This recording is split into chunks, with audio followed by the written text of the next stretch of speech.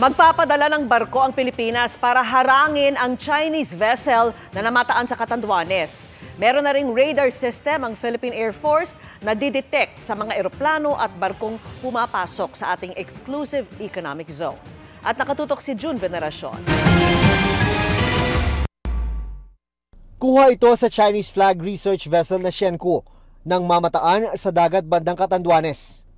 Una yang namataan itong April 25 sa silangan ng Rapu-Rapu Island, Albay, bagamat nasa northeast na ng Gamay, Northern Samar kaninang umaga. Palipat-lipat umano ito ng pwesto at hindi sumasagot sa radio challenge ng AFP.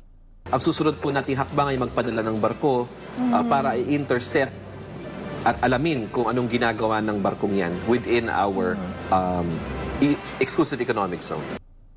Ang malinaw sa ngayon, namataan ito sa silangan ng Pilipinas na malinaw ng mas malayo sa China at hindi sa West Philippine Sea kung saan may inaangking mga teritoryo ang China na bahagi ng ating Exclusive Economic Zone o EEZ. Sa gitna ng ganyang pagpasok ng foreign vessels, napapanahon ang turnover ng mga makabagong kagamitan tulad ng unang mobile surveillance radar system ng Philippine Air Force. Ang TPS P-14ME ay bahagi ng 5.5 billion pesos sa defense contract ng Pilipinas sa Japan. It adds our scope of domain awareness, particularly in the aerial domain. No? It adds eyes. Kumbaga nadadagdagan tayo ng mata. Sa oras sa pangangailangan, pwedeng ipadala sa iba't ibang panig ng bansa ang radar system.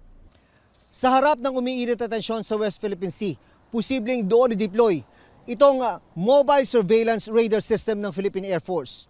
May kakayahan itong makadetect ng mga eroplano at barko na papasok sa teritoryo ng bansa.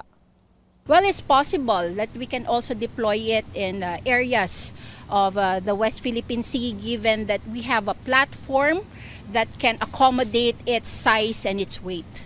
It will play a significant role in bolstering the Philippine Air Force's capabilities in maintaining situational awareness in our airspace, ensuring that we maintain a watchful eye on the horizon for potential threats. Para sa GMA Integrated News, June Veneracion, nakatutok 24 oras.